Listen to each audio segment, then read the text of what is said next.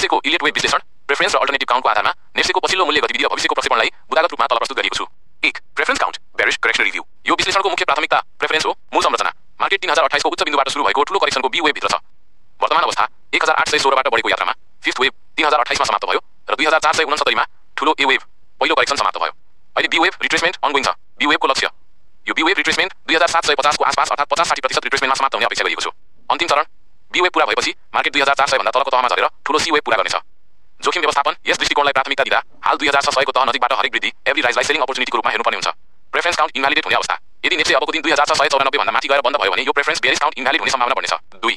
Alternative count bullish continuation view. यो दोस्रो विकल्प अल्टरनेटिभ हो। मूल संरचना मार्केट 1816 बाट सुरु भएको फिफ्थ वेभको यात्रामा छ जुन अहिले चलिरहेको छ।